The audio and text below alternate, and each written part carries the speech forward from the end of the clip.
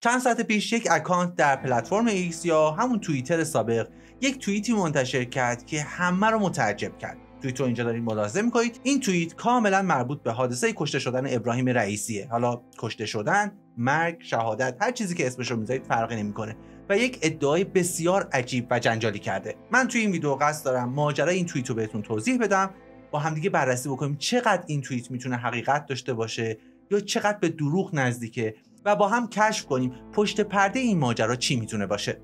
اکانت ترور آلارم در 18 می 2025 یک ویدیو منتشر کرد با این عنوان: رسانه‌های ایران فیلم دیده نشده ای از محل سقوط هلیکوپتر که منجر به کشته شدن ابراهیم رئیسی رئیس جمهور سابق ایران شد رو منتشر کردند.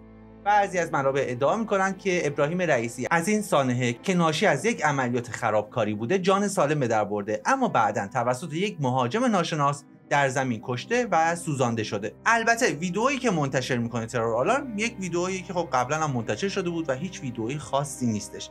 در صورتی که ادعا میکنه که این ویدئو قبلا دیده نشده، ما میدونیم که همچین چیزی نیست و این ویدئو رو قبلا دیدیم.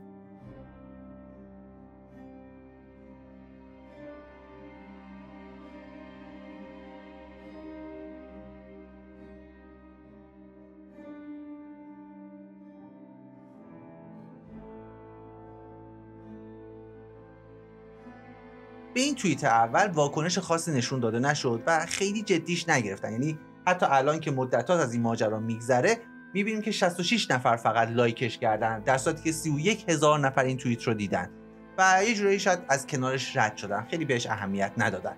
اما ترور آلارم اینجا متوقف نمیشه و بعد از 2 روز با یک خبر تکمیلی یا یک خبر فوری دوباره برمیگرده.